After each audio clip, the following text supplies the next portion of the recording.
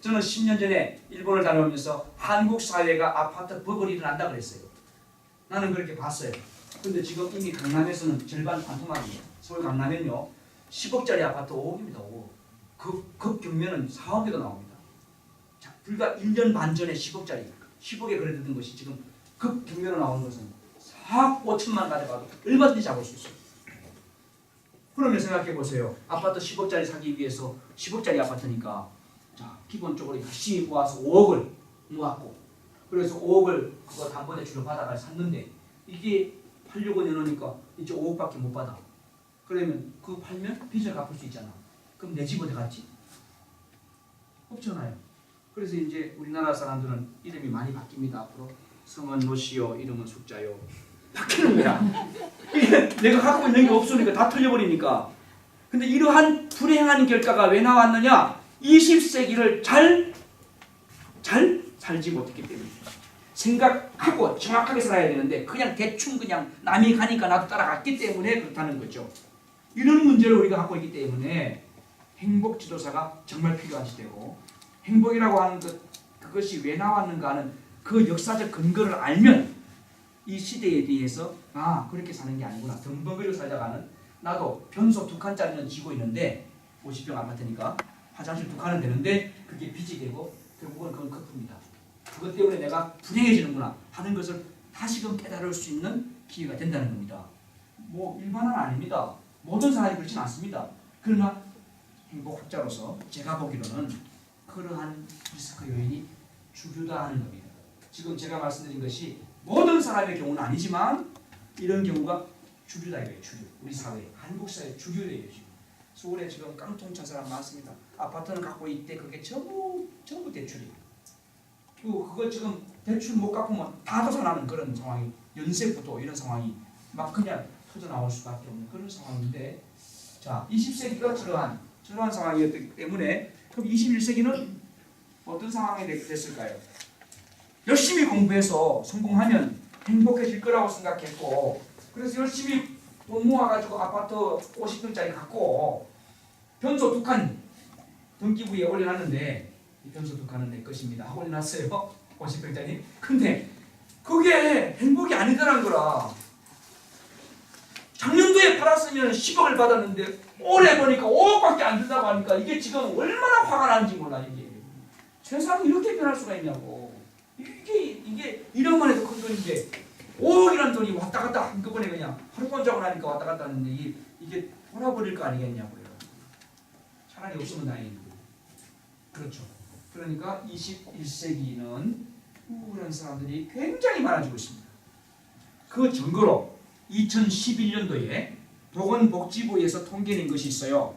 그때의 우울증 또는 정신질환으로 정신과 치료를 받는 사람을 조사해 보았더니 대한민국에 130만 명입니다. 우리나라 인구가 5천만 명이 안 됩니다. 구하기에서 5천만 명이라고 칩시다. 여기 지금 여성분들 계시니까 오늘부터 열심히 해서 아기를 빨리 낳아주길 바라고 한 10명씩 낳아주셔서 그래서 5천만 명 채운다고 합시다. 그런다고 하더라도 2011년도에 정신과 치료를 받은 사람이 100만 명이 넘었습니다. 130만 명이 넘습니다. 지금 2013년도입니다. 2011년도에 130만 명이 넘었다면 지금은 130만 명보다 적을까요? 높을까요? 높다고 봐야 되는 거예요. 더 많다고 봐야 되는 거예요. 그러면 40명 중에 1명 정도, 여기 한 40명 모인 것 같은데 여기 1명 정도 행복지도사 과정을 알고 오셨으니까 여기는 없어. 여기는 없는데 저 밖에 시내버스 한 차만 타도 40명은 타니까 그 가운데 1명 정도는 정신과 치료를 받는 분이 있다는 이야기로 봐야 되는 거예요. 이 얼마나 무서운 세상입니까? 얼마나 힘들고 어려운 세상입니까? 우리가 살아가는 대한민국이 큰 대자에다가 한소로 한자 백성민자 백성 나라 국잖아. 그게 한스러워하고 우울해하고 걱정하고 이런 백성들이 돌아다니는 나라가 이 대한민국이 되어버렸어요. 이게 보통 문제가 아니잖아요. 그렇죠? 여기까지 동의하십니까? 네. 예, 바로 이런 상황이에요. 그래서 이 우울의 시대가 되니까 21세기 들어오면서부터 대한민국 사람들이 종교에 기기도 해요. 1992년도에 저러한 심적인 우울 또는 안 됐다, 좌절, 쏘갔다 내가 성공하기 위해 살았는데 그게 아니구나 해서 현실 도피라고 하는 것이 사상적으로 발전하기 시작합니다. 이 현실은 똑같네. 이거 재미없네. 그러한 심리적인 상황을 종교적으로 사이비 기독교인들이 악용한 적이 있어요. 저 기독교인입니다만은 사이비라고 분명히 말씀드렸어요. 사이비 기독교인들이 그 보면 다미 선교회, 다미친 선교회가 그려야 되고 다베리아 선교교회라고 있어요. 그 다베린 선교교회예요. 다벨에서 진짜 선교사들은 훌륭한 일 많이 합니다. 어려운 데 가서 교육해주고 저 우리 원윤환 교수님도 저 어디야 베트남인가 어디 가셔서 막 그냥 학교도 세워주고 그 일 하시거든요. 자 그런데 여러분 본래 선교사들은 잘하지만 이 짝퉁들이 나와가지고 그러한 것을 이용해가지고 막 헌금을 하고 해가지고 다 자기들 해서 어디 외국으로 가버리고 휴고 떠들면서 자기들 도망가 버렸어요. 그 사람들 한국에 없습니다. 예, 다 휴고 되셨어요. 옆에 나라로. 그리고 이러한 일들이 막 벌어지는 거예요. 종교가 종교에서의 위치를 잃어버리게 만들어버리는 이런 일들이 막 벌어졌어요. 그러니까 사람들이 우울이 더 커지죠. 그래서 자살이 더 많아지는 겁니다. OECD 국가 중에서 대한민국이 자살률 1등 국가입니다. 이 심각한 문제입니다. 2011년도에 우리나라 사람들이 하루에 43명 이상 자살했어요. 그러면 지금은 어떻습니까? 지금은 하루에 43명 이상일까요? 적을까요? 이상이라고 봐야 돼요. 왜요? 상황이 더 열악해졌어요. 더 어려워져요. 더 경제가 어려워요. 놀라운 것은 해양대학교가 있는 이 부산에 대한민국에서 자살률이 최고 높다는 사실이에요. 여러분 이 사실 아셨습니까? 부산 사람이 자살을 제일 많이 합니다. 대한민국에서. 이거 어떻게 할 겁니까? 제가 행복지도사 벌써 60차 과정을 했습니다. 작년 7월달부터 지금까지 60차 과정을 했는데 부산에서 가장 많이 했습니다. 왜 부산에 자주 오느냐? 대한민국에서 가장 지금 빨간불이 들어온 데가 여기 부산이에요. 부산 사람들 얼굴에 빨리 웃음을 넣어줘야 돼요. 행복지도사는 웃습니다. 이거예요. 자, 옆에 보고. 이거예요? 네, 우리는 이 웃음으로써 세상을 살펴나갈 수 있어요. 뭐 행복이라고 하는 것은 아까 우리 김종환 교수님 그랬지만 행복은 내 손에 있습니다. 어떤 사람이 손금을 보고 그 사람 사주를 해야 됩니다. 저는 뭐 철학 교수니까 제가 한번 관상 좀 봐드리도 되겠습니다. 괜찮으십니까? 혹시 손금 보시고 싶은 분 계십니까? 무료입니다. 네, 볼까요? 이렇게 자, 상관없이 그냥 그 자리에서만. 네, 시간 관계상 그만 보겠습니다. 자, 그 손 속에 다 있어요. 자녀, 생명, 재산, 명예, 뭐 가족관계, 미래 다 있습니다. 부정적인 이야기를 들었다면 어떡하시겠어요? 그날로부터 생각이 계속 가질 것 같아요. 가지죠. 부정적으로 가지죠. 그러나 여러분 보세요. 그러한 것이 다 어디에 있습니까? 내 손 안에 있습니다. 이거를 누가 집니까? 내가 집니다. 운명이라고 하는 것은 내가 개척할 수 있다는 이야기죠. 얼마든지 내 손 안에 있는 거예요. 내가 쥐고 가는 거예요. 내가 쥐고 가면 되는 거예요. 부정적인 거 내가 쥐고 있어요. 키는 내가 갖고 있다니까요. 긍정적인 이야기도 키는 내가 갖고 있다고요. 내가 쥐면 되는 거예요. 자, 여기에다가 부정적인 게 들어가 있다고 누가 이야기했어요. 그러면 불어가지고 긍정. 그렇죠. 그렇게 하면 이것은 내가 쥐고 가는 거예요. 주도적으로. 다운 증후군 환자들 있잖아요. 다운 증후군이 잘못 풀리면 완전 백치가 돼요. 그런데 그 아이가 한 가지만 붙잡으면 천재가 되어버립니다. 예술을 붙잡아버리면 예술가가 되어버립니다. 피아노 하나만 붙잡으면 세계적인 피아니스트가 되어버립니다. 아시죠? 그럼 우리가 일반적으로 다운 증후군 생각도 못하는 저놈 지 어디 가는지 지가 뭘 해야 되는지 그것도 하지 못하는 저 아이가 사람 고치를 하겠나?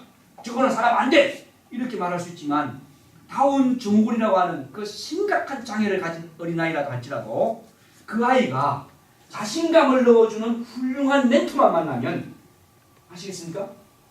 마치 헬렌 켈러가 아주 훌륭한 선생님 만나죠? 셀리반? 예? 슐리반. 예, 슐리반 선생님을 만났어요. 아무것도 안 보이는 자신의 인생을 주변 사람들은 넌 할 수 없어, 안 돼, 그렇게 말하지만 훌륭한 선생님 만나서 넌 할 수 있어 라는 말을 듣습니다. 그때부터 이 아이는 삶이 바꿔집니다. 맞죠? 훌륭한 선생님이 되죠. 세계적인 모든 사람이 존경하는 스승이 되지 않습니까? 헬렌 켈러? 그렇죠. 그러니까 운명이 나쁘다고 하더라도 쥐고 있는 건 나다 이거예요.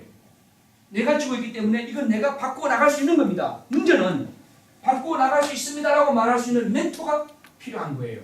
이 멘토가 없기 때문에 자살한 거예요. 자살하는 사람들은 멘토를 못 만났기 때문입니다. 그래서 한 사람이 자살하면요, 그 집안에 자살하는 사람이 또 나올 수 있습니다. 아시겠습니까? 자살과 우울증은 같은 영향을 받습니다. 이것도 자녀들에게 태어나는 경우가 많습니다. 무슨 이야기냐 하면 피 속에 그게 전부 DNA가 엎겨준다는 것보다 그 집안의 가풍이, 가정 분위기가 우울한 모드로 간다는 거예요. 자꾸 안 된다 모드로 간다는 거예요. 멘토가 부정적으로 자꾸 말한다는 거예요. 그러니까 다 부정적으로 보고 그렇게 가는 거죠. 벼룩을 잡아가지고, 원래 벼룩은 400배를 띱니다. 400배. 벼룩은 1mm 높이도 안 돼요. 그런데 40cm 이상을 띄버립니다. 벼룩은. 아시죠? 예, 저도 어릴 때 벼룩 잡아봤어요. 잡으면 톡 하면 톡 터져요. 근데 이 벼룩이 컵 속에 넣어놓고 뚜껑을 딱 닫아 놓으면요, 처음에 딱 뛰잖아요. 근데 딱 뛰니까 턱 부딪히니까 아파. 그러니까 그 다음부터는 좀 약하게 뛰어봐요. 그러다가 나중에 습관이 돼가지고 딱 컵 높이 10cm, 40cm를 400배를 뺄 수 있는 벼룩이 자기 경험에 의해서 줄여요. 10cm를 줄여버려요. 그러고 나서는 그 다음부터는 뚜껑을 제껴놔도 절대 10cm 이상을 뛰지 않아요. 그러니까 뛰어나오지 못하는 거죠. 멘토를 잘못 만나면 그 인생 망합니다. 여러분, 신창원 씨 아시죠? 네. 신창원 씨가 선생님을 잘못 만났습니다. 이야기를 해요. 선생님이 나한테 너 같은 놈은 이렇게 말했다는 거예요. 그래서 그때부터 나는 인생을 막 살기로 결정했다는 거예요. 그런데 신창원 같이 잘 뛰는 청년 아니니까 방도 막 뛰어넘고 힘도 세고, 만약에 이런 친구가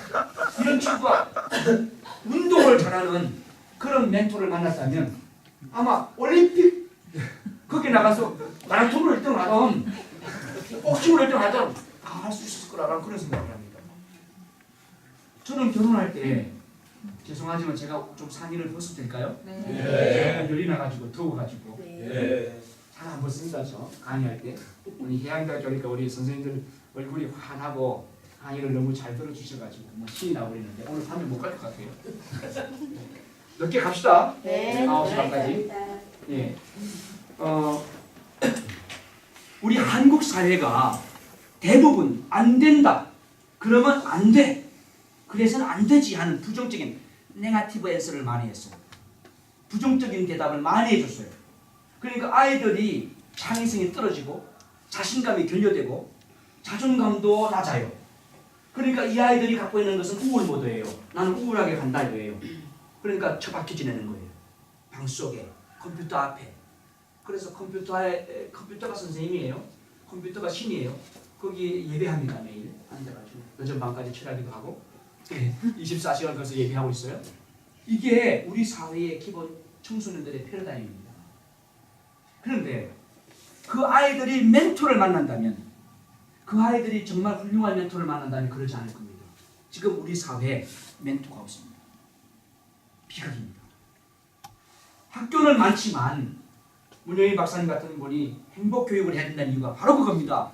교사는 많습니다만 교사가 전부 다 지식을 주입하는 교사입니다. 원래 교육이라고 하는 것은 교사가 해야 될 기본 목적인데, 교육은 라틴어로 에듀카레라 그래요. 에듀카레라고 하는 것은 풀인이 아니에요. 풀아웃이에요. 끄집어내는 거예요. 주입식 교육이 아니라고, 넣어주는 게 아니라고. 외워라 이놈아. 그것도 못 외워나? 이리 와. 종아리 걷어. 못 외웠으니까 맞아. 이렇게 때리는 그게 교육이 아니란 말입니다. 그 아이가 갖고 있는 개별성을 인정하고, 그 아이마다 갖고 있는 독창적인 게 있어요. 그 탤런트라고 하는 거. 그것을, 재능을 잘 개발시켜주는 것이 교육이란 말이에요. 그렇죠? 맞죠? 근데 저도 제 막내가 21살이고 큰 놈이 27살인데 우리 아이들에게 교육을 할 때 윽박지르는 교육을 많이 했어요. 왜 그랬는가 생각해보니까 너무 어처구니 없어요. 나의 잣대로 그냥 그 인생을 예단내고 이야기했던 게 많아요. 충고예요. 나는 완전히. 도움 말이 아니었어요. 카운셀링이 아니었어요. 완전 명령이었고 충고였어요. 이래라 저래라 그랬어요. 그러니까 아이들은 이해가 안 가는 거죠. 자기 눈앞에서 안 맞잖아요. 세포수가 다르잖아요. 나는 60쪽이잖아. 그런데 그 안에 45쪽이밖에 안 되는 애고 50쪽이밖에 안 되는 아이가 이해가 안 되니까 오해가 돼버리고 오해가 되니까 불만이 쌓이고 그 불만은 우울 모드로 갈 수밖에요. 힘이 넘치면 막 돌멩이를 발로 들고 안 그러면 그거 안 되면 발가락 아플 것 같으면 안 차고 그냥 속에 막 그냥 우울을 쌓고 있는 거예요. 이게 요즘 시대에 그래서 청소년은 트윈 X 제너레이션이라고 해요. X 제너레이션 하면 X니까 십자 동서남북을 치는 건데 트윈 X 하면 이게 동서남북에 또 하나 또 있으니까 이게 사방팔방으로 튀는 거다.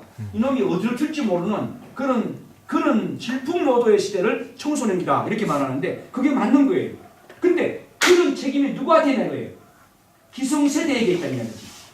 행복 교육을 넣어줘야 되는데 낳기만 하고 밥도 제대로 먹여야 되는데 사육을 시켜버리고 피자 사 먹어라, 짬뽕 시켜 먹어라, 짜장면 시켜 먹어라, 그거 사 먹어.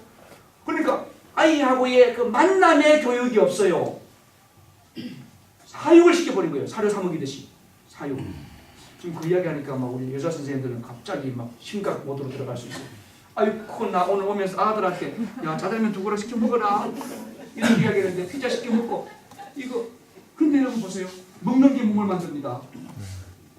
먹는 게 뭐예요? 여러분이 라면을 먹으면 그 순간 여러분 라면 인생이 되고 맙니다. 세포는 말이죠. 세포는 먹은 것으로 만들어집니다. 맞죠? 근데 여러분이 몸속에 들어가는 것을 정말 인간 육체 건강, 정신 건강에 도움이 되는 것을 인풋시켜야 그것을 잘게 쪼개가지고 분해돼서 그것이 내 세포를 이루어 나가는 기본이 되는데 그냥 넣어버리면 아무거나 넣어버리면 그게 나중에 나에게 병을 만들어버린다는 사실이잖아요. 우리 아이들이 잘 먹는 게 지금 소비자 고발 프로그램 보면 얼마나 문제가 많습니까? 고춧가루, 순농약, 진흙덩어리, 그죠? 색가루 그런 거 아니에요? 중국에서 들어오는 음식들 상당히 심하게. 중국에서는 그 식당 앞에 거기 뭡니까 그저 하수구 거기에서 그 바가지로 기름을 퍼내가지고 썩은 기름 그걸 가서 걸러가지고 다시 판다는 거 아닙니까 식당으로. 이야기 들으셨죠?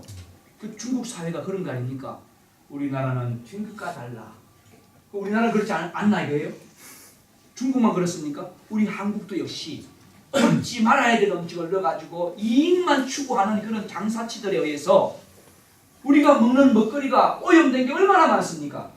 근데 내가 정말 부모라면 내 자식이 저거 먹고 안 걸리겠다 싶은 거를 계속 먹는 거에 대해서 관심 없이 그냥 그렇게 먹고 있도록 한다면 나는 분명히 부모로서 방치한 부모고 자녀의 행복을 책임지지 않은 방치한 부모다. 난 이렇게 반성해야 된다. 그런데요. 이게 부모로서 자식을 낳기만 해서 던져놨지 부모 되는 교육 안 받고 결혼했어요. 자식 키우는 교육 안 받고 결혼했어요. 그리고 그냥 나다 저절로 배웠어요. 이 아이들이 친구 따라 배우고 뭐 인터넷 통해서 배우고 이런. 그러니까 이게 지금 정체성이 모호하고 인간의 가치도 모르고 인간이 얼마나 아름답습니까? 사람이 정말 멋지거든요. 굉장히 멋진 존재예요. 그런데 그거 자체를 우리가 그냥 잣대를 대가지고 다른 사람의 잣대에다가 악대고는 안 맞으면 너는 나쁜 놈, 너는 실패, 너는 안 되는 놈 이런단 말이에요. 연구가 시험을 봤는데 열심히 공부했지만 점수가 너무 나빠요. 그러니까 너무 고민이 돼요. 그래서 엄마에게 와서 물어요. 엄마, 내가 미술가가 되는 게 좋아요? 수학가가 되는 게 좋아요? 그러니까 엄마가 가만히 들어보니까 수학가보다는 미술가가 낫다. 너 미술가 되면 좋겠다. 아 그래요? 아빠에게 찾아갔어요. 아빠, 제가 미술가가 될까요? 수학가가 될까요? 예술가가 될까요? 그러니까 미술가도 좋고 예술가도 좋고 다 좋다. 수학가도 좋다. 그러니까 그때 성적표를 쫙 내보였어요. 미술 수가 아니에요. 수미양 가. 예술 수미양 가. 예? 연구는 자기가 진짜 F학점이죠. 가니까 보통 아이 같으면 이 부모와 자식 간의 관계가 왜곡됐다면 아마 이랬을 거예요.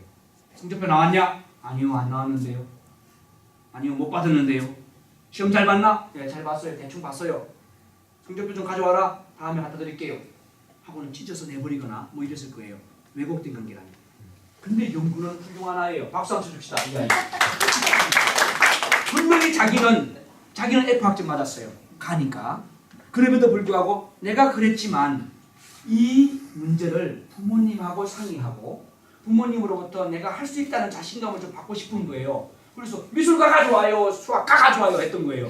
얘는 거짓말한 게 아니에요. 머리를 잘 쓴 거죠. 괜찮지 않습니까? 네. 근데 연구가 그렇게 부모에게 표현할 수 있다는 것은 부모님하고의 관계가 소통이 된다는 거예요, 안 된다는 거예요? 된다는 거예요, 소통이. 그 부모님에게 가서 막 엄마 좋아하고 끌어안는 아들, 그거는 엄마와 아들 관계가 좋아요. 아버지한테 전화해, 아버지 오늘 점심 사줘요, 이렇게 하는 자식 아들이라면 그건 정말 좋아요. 근데 저는 27살짜리 아들이 있고 23살짜리 아들이 있고 21살짜리 딸이 있는데 둘째 아들은 좀 해요. 전화해, 부대 있거든요.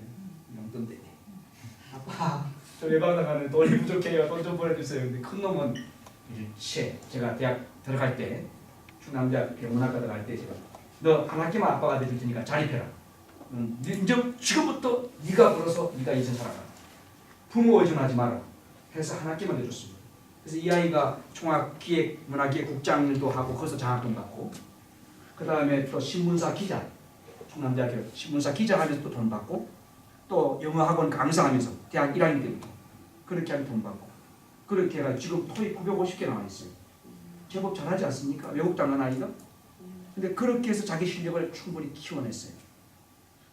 근데 그러니까 자립심은 큰데 문제는 뭐냐 하면 아빠에게 친밀을 한번 들어줘요. 아빠가 용돈 필요하나? 용돈 좀 줄까? 아니 아빠 괜찮아요. 그래요. 둘째 놈은 아버지 안녕하십니까? 아버지 사랑합니다. 그래. 그래 너 용돈 되면 그래. 예 맞아요. 얼마 필요한데? 아빠 10만 원만 좀 주시면 좀 고맙겠습니다. 잘 쓰겠습니다. 야 이놈아, 국방부 장관이 너한테 9만 8천 원 주지 않나? 그거 다 썼나? 아 그거 갖고 모자라고 12만 원 줍니다. 요즘은 올려줍니다. 그러면서 농촌스럽게 이렇게 이야기해요. 나는 두 아들 중에서 둘째 놈이 나. 우리끼리 이야기해요. 이러면 절대 얘기 전달하지 마요. 난 두 아들 다 좋지만 가깝게 지내는 아들이 더 나아요. 이건 무슨 이야기일까요? 우리가 부모로서 부모다운 모습을 취하는데 그러지 못했다는 거예요. 그 아이들의 머릿속에 인생은 아름다운 거야, 정말 멋진 거야, 신나는 거지 이렇게 가르쳐줘야 되는데 인생은 힘든 거야, 너 그거 못하면 망하는 거야, 그거 안 되면 넌 실패해, 너는 그러면 인생 못 펴, 이렇게 부정적인 관점으로 자꾸 프레스를 해버리니까 아이들의 그 삶의 비전이 틀어져 버리는 거예요. 그래서 무너지는 거예요. 제가 우리 대한민국의 청년들이 지금 심각한 문제가 있다. 청년들이 20만 명 이상이 PC방에 앉아 있습니다. PC방에서 취업을 준비하는 게 아닙니다. 프로그램을 짜는 게 아닙니다. 게임을 하고 있습니다. 게임을 돈을 들이면서 밤을 지새우면서 피를 말리면서. 그래서 이게 뭐 그 전자파 때문에 이게 심각한 문제가 또 생겨요. 결혼해서 애를 또 못 낳는 이런 문제, 정신도 또 혼미해지는 이런 문제. 이게 지금 우리 한국 사회의 문제예요. 그래서 안 되겠다. 대한민국 청년들의 정신을 깨우는, 그래서 세바시 프로그램 있잖아요. 세상을 바꾸는 시간 15분. TV 나오잖아, 15분짜리. 그거 하는 대한민국 요소요소의 청년 멘토단을 만들어야 됩니다. 그래서 제가 그 비전 비전 캐스터라고 하는 그런 타이틀을 인터넷 검색해 보세요. 비전 캐스터를 만들고 거기 단장을 제 아들을 임명해놨어요. 우리 협회 산하에 있는 부설기관. 우리 협회에 출판사도 있고 신문사도 있고 또 명품 강사 가지고 싶은 분들, 그래서 명품 강사 훈련시키는 명품 강사 아카데미도 있고, 또 이 중에서 우리 김정은 교수님이 그 명품 강사 몇 기시죠? 7기. 내일 16기 모입니다. 연세대학에서 시작해가지고 단국대, 수원대, 부산대, 뭐 이렇게 한남대 다니면서 강사 훈련해가지고 하는데, 거기서 배출돼가지고 그 중에서 잘하는 분을 뽑아서 대한민국 특강 강사로 파견하죠. 기업체, 관공서 이런데. 근데 우리 김정은 교수님도 특강 강사님이죠? 네. 네네. 그러한 일을 하는 그 30대 이후보다 20대, 29살까지 이분들 중에서 대한민국의 정신적 멘토가 되겠다. 앞으로 멀리 보고 이런 사람들을 모아서 하는 게 비전 퀘스트예요. 비전 퀘스트는 청년 대학생들로 구성된 거예요. 인터넷 검색해보고 여러분 중에 혹시 나도 이런 일을 하겠다. 한국을 정신혁명을 일으키겠다. 비전 퀘스트 멤버가 돼서 하겠다 하는 생각이 있으면 참여하실 수 있습니다. 자녀분들 중에 혹시 대학교 다니는 분들 좀 참여시키세요. 자기 개발에 굉장히 좋을 겁니다. 스펙도 되고 훈련도 되고 자신감도 되고 자존감도 높일 수 있고 그리고 자기가 역량을 강화시킬 수 있는 그런 일이 될 텐데요. 이 20세기를 극복하기 위해서 21세기가 와야 되는데 21세기는 우리들에게 행복을 안겨줘야 되는데 그러지 못하고 우울을 주고 그래서 우울한 사람들이 많아지고 그래서 자살하는 사람들이 많아졌다. 여기까지 동의했어요. 지금 여기까지. 자, 그러면 자살률이 많아지고 있는 이 시대에 답은 뭐냐 이거예요. 21세기는 우울의 시대예요. 20세기는 불안의 시대고 불안하기 때문에 성공하면 된다 했던 게 맞아 들어갔고 21세기는 이제는 그게 아니다. 우울하다는 거고 그러면 우울에 대한 답이 뭐냐 이거예요. 정신과 병원에 가서 주사 맞고 약 먹는 겁니까? 그럼 우울을 극복할 수 있나요? 예? 그런데도 사람들이 대부분 정신과 치료를 받잖아요. 그리고 정신과에 의존하잖아요. 약물 의존하잖아요. 우리나라는 약물 의존도가 굉장히 높습니다. 우리나라 대한민국 국민들의 90 평균입니다. 모든 국민들이 평균 96일 1년에 석 달 정도를 약을 먹습니다. 여기 약 드시는 분 한번 손 들어보세요. 안 드시는 분 손 들어보세요. 안 드십니까? 약 드시죠? 건강 보조식품부터 시작해서 영양제 안 드십니까? 바카스든지 뭐 이런 거, 예, 노르모신, 예, 이런 거, 내신 이런 거, 또 하다못해 뭐, 예. 어쨌든 간에 우리 한국 사람들이 약물 의존도는 세계 1위입니다. 한국 사람 잘하는 거 굉장히 많아요. 고스톱 세계 1위, 예? 자살도 세계 1위, 약물 중독 세계 1위, 예? 폭력 세계 1위, 허위 비방 세계 1위 이런 거예요. 정말 우리 한국 사람들 부정적인 거 너무 많아요. 이거는 정신적인 그런 문제를 바르게 교정시켜줘야 된다는 이야기입니다. 이게 우리 한국 사람이 이렇게 돼가지고는 세계화 시대에 글로벌리제이션에 앞장설 수 있는 선두그룹에 갈 수 있는 그런 어떤 그게 없어요. 메리트가 없어요. 여러분 중국이 지금 어떤 학자들이 미래학자들이 그렇게 이야기했죠. 2020년도가 되면 세계 모든 달러가 일본에 가 있을 것이고 2050년도가 되면 세계 모든 달러가 중국에 가 있다. 그렇게 이야기했어요. 미래학자들 예측입니다. 그런데 저는 거기 동의하지 않습니다. 왜 그런지 아십니까? 정직과 정당성을 결여하면 리더가 될 수 없습니다. 절대 리더가 될 수 없습니다. 얼마 전에 그 방송인 중에서 강의 잘하는 여자분 계세요. 이아무개 씨. 누구라고 말 안 합니다. 근데 그분이 중도 하차했죠. 그분이 연대에서 석사했죠. 근데 그 이유는 뭐예요? 연대에서 석사할 때에 논문을 좀 뺏겨다 쓴 거예요. 표절한 거예요. 아십니까? 예. 대단히 떴잖아요? 예. 난 뭐라고 얘기 안 했어요. 혹시 정확하게 말하면 또 본인의 명예훼손이 될 수 있기 때문에 나는 그 언급 안 했어요. 그냥 이씨라고 했어요. 자, 그런데 그 사람 도중 하차했습니다. 리더로서 아주 그냥 촉망받던 리더였어요. 그런데 왜 꺾어졌습니까? 도덕성 제재입니다. 중국이 도덕적 국가입니까? 아니잖아요. 중국에 지금 막 그냥 아무렇게나 은금죽전에다 뭐 팔아먹고 지금 짝퉁 만들어서 팔고 지금 다 지금 중국이 그 짓을 하고 있어요. 중국에서 자동차도 짝퉁 만들어냅니다. 우리 현대차도 그대로 비슷하게 만들어 팔고 있고 이런 식입니다. 도덕성이 없습니다.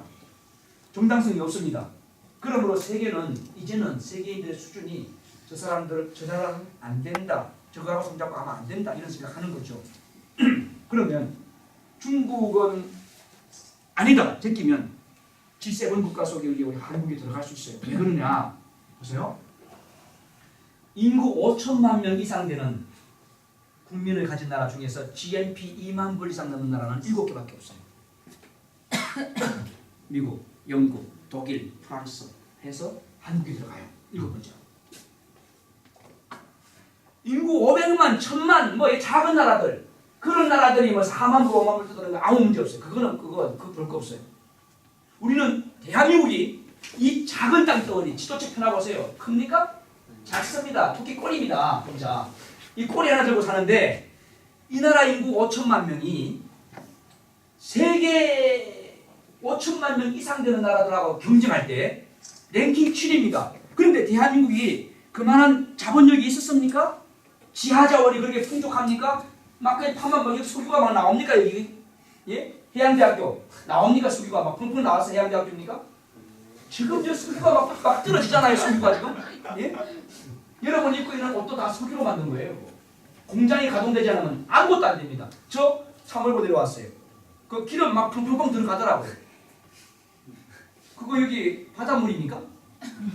우리나라는 자원이 없습니다. 지하 자원 없어요. 이미 일본 놈들이 석탄 다 캐가버렸어요. 남은 거는 이제 뭐 그 질도 안 좋은 거 다 그거 쓰레기만 잔뜩 쌓여 있습니다.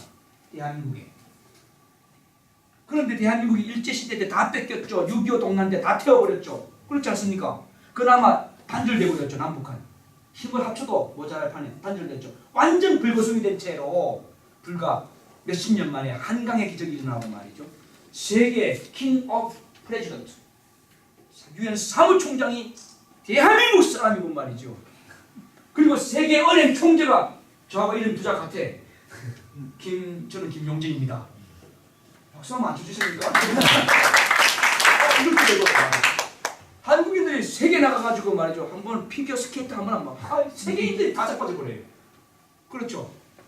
그냥 세리는 그냥 막 쳐버리고 막 세리. 찬호 막 차버리면 막 난리가 나버리죠. 한국 사람이 불필요 5천만 명밖에 안 되지만 이런 사람들이 세계적인 붐을 일으키고 세계의 주역이 되고 있습니다. 이게 대한민국입니다. 그러면 저 중국이 앞으로 2050년대에 선두국가가 될 것이냐 한국이 될 것이냐 이 문제인데 우리 한국 사람들이 돼야 되겠는데 문제는 이 행복지수가 낮다는 게 문제입니다. 행복지수만 끌어올려주면 대한민국은 충분히 경쟁력이 있어요. 박수 막 쳐줘야 됩니다. 그 문제입니다. 대한민국을 선진국으로 끌어올릴 수 있고 대한민국에 희망을 넣어줄 수 있는 답은 뭐냐? 정신과 치료를 받는 것이 아닙니다. 약물 의존도를 높이는 게 아닙니다. 행복이라고 하는 마인드를 확실하게 넣어주는 겁니다. 나는 행복할 수 있어. 그래, 내 속에 숨겨져 있는 것이 행복이야. 이겁니다. 행복 코디네이터 과정에서 제가 이 문제를 집중적으로 다루는데요. 여러분, 우리가 행복이라고 하는 것을 저 밖에 있다고 생각하면 안 되는 거예요. 행복이라고 하는 것이 저 밖에 있다고 하면 소유된 것으로 비교하는 겁니다. 그러면 저 한번 보십시다. 가스가 많이 나오는 나라가 부탄입니다. 부탄 가스가 많이 나옵니까? 나는 부탄 가스 그래서 부탄에서 나온 줄 알았어요. 근데 부탄이라는 나라는 해발 3,000m가 넘습니다. 북한 백두산이 2,300m 넘으면 그렇죠. 해발. 그러면 북한 백두산보다 더 높습니다. 그런 데에서 농사를 지어서 먹고 살면 제대로 농사가 되겠습니까? 추워서? 냉이 있는데? 농사도 잘 안 됩니다. 산간지대입니다. 고지대입니다. 숨쉬기도 힘듭니다. 그런데 불불 뛰겠습니까? 그런 데서? 하지만 그 사람들이 행복지수는 굉장히 높아요. 우리는 먹을 게 너무 많아요. 냉장고 열면 얼마든지 먹을 수 있어요. 과일도 있고 빵도 있고 우유도 있고 뭐 반찬도 한두 가지가 아닙니다. 옛날에 우리 간장에다 밥 말아 먹던 고추장에 밥 말아 먹던 그런 시대가 아닙니다. 맞죠? 예. 그런데 지금 우리 한국 사람들의 행복지수는 그 부탄이란 나라보다 가스도 안 나오면서 부탄이란 말씀은 그 나라보다 우리는 훨씬 낫다는 거예요. 그러면 경쟁력이 없다는 거죠. 정신력이 이미 우리는 낙심하고 절망하고 우울해지고 있으니까 정신력만 넣어주면 되는 거예요.